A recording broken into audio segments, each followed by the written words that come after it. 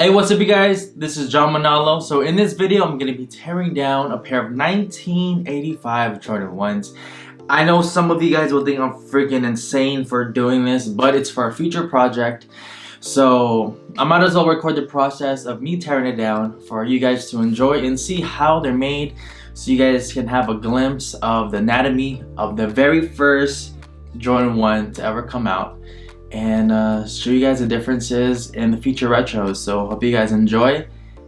Peace. Alright guys, so here they are, 1985 Chicago Jordan 1s. When I got these shoes, they were in much better condition. I literally wore these every day, if not every other day when I first got them. So that's why there's a lot more scuffs on the heel and the toe box. The swoosh, I did that myself, and I stopped to record, so I was already in the process of tearing them down.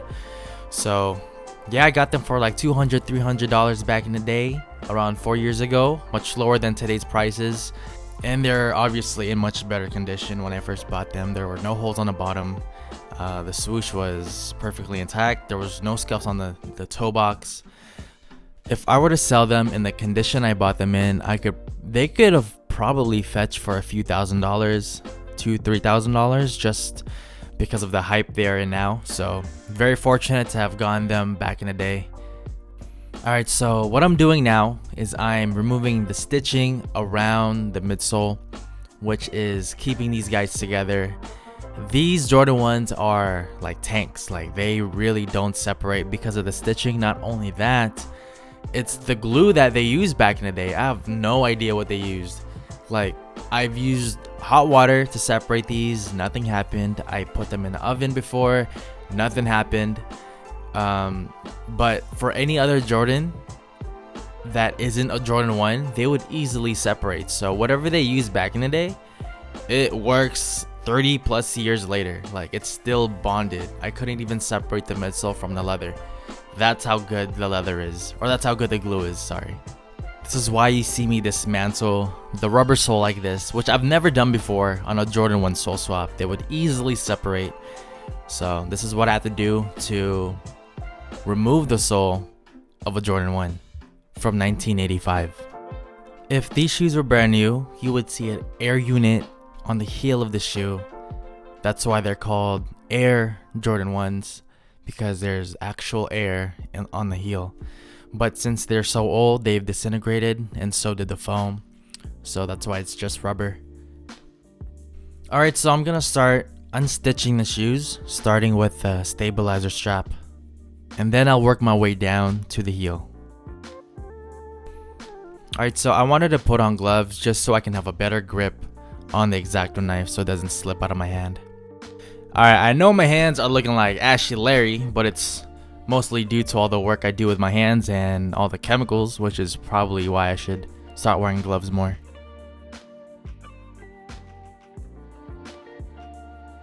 Alright, so this tool that I'm using is called the seam ripper, if you guys are trying to figure out what this is.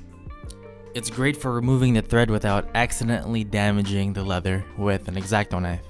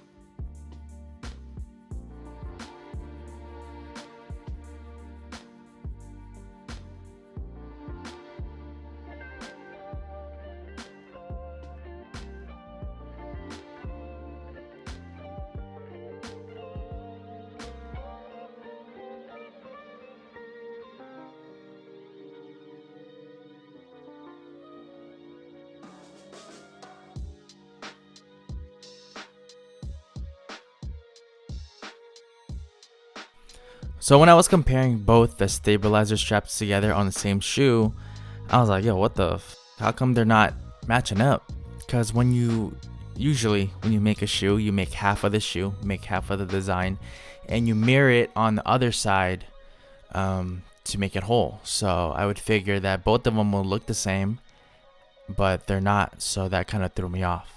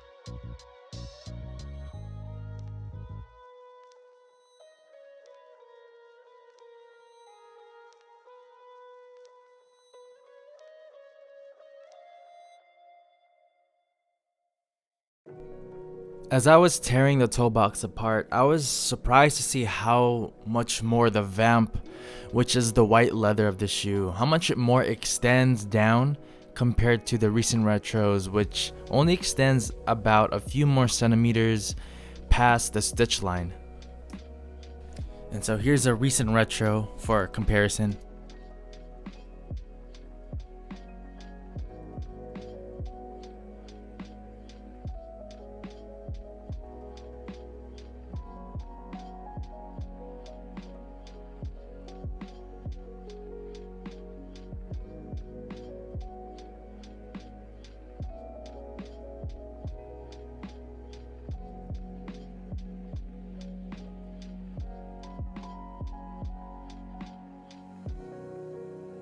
It's so much larger than the retros that comes after this, even the 1994 retro. And you can just see how dry the leather is from the cracking. And you could really start to see the age of the shoe from the inside out.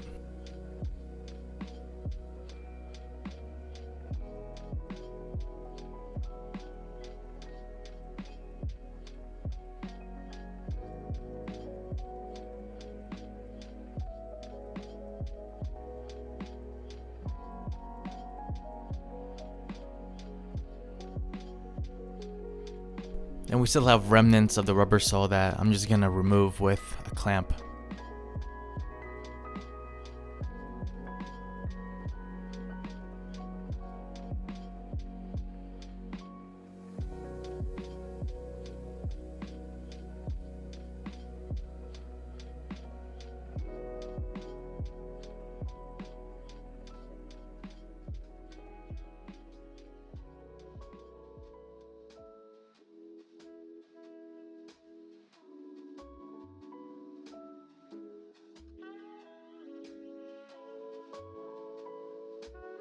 And now we're gonna move on to the eyelets.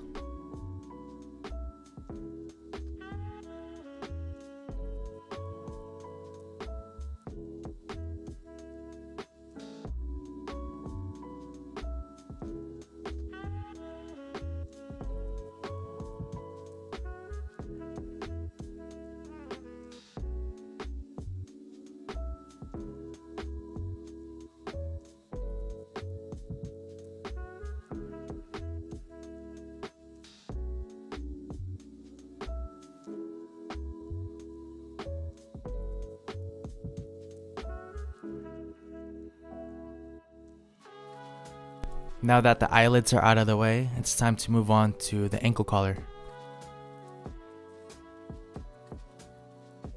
This part was very hard to remove because if you guys don't know, the 1985 Jordan 1s, the ankle collar gets sticky, it cracks. So it was very hard to remove this part since the bottom part was very sticky.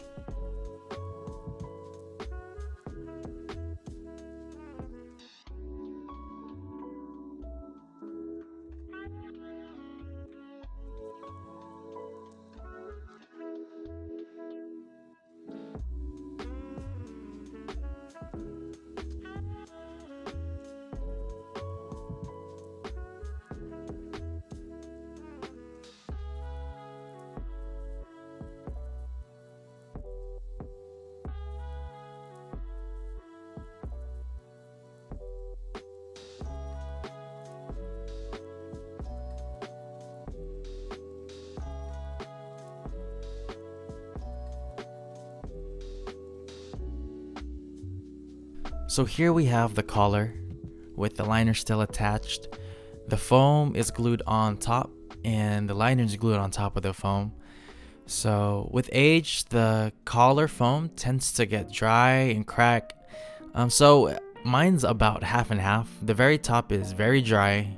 It could easily crumble like cookie crumbs, but the very bottom of it is still soft for some reason. And there's a lot of pairs out there, depending on how they're stored, it's completely dry, completely dried out.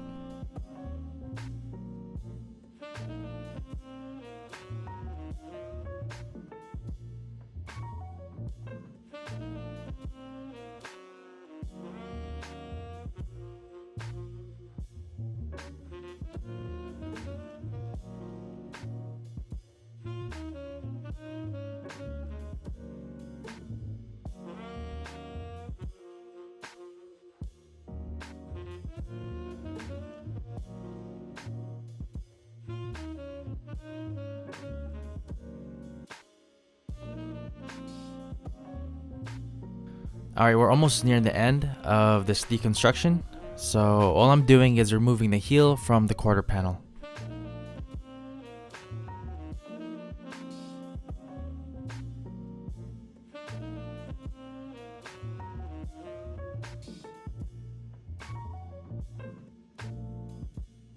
Having a seam ripper will really change your life because I couldn't have done this without it.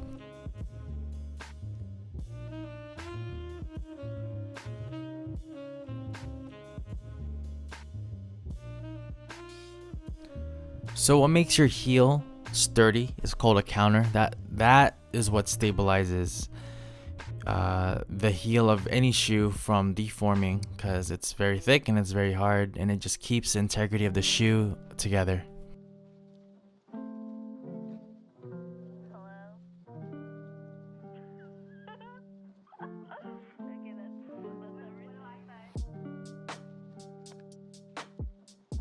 The shoe's so old and the pull tab is just so beaten up that it just fell apart as I was trying to remove it.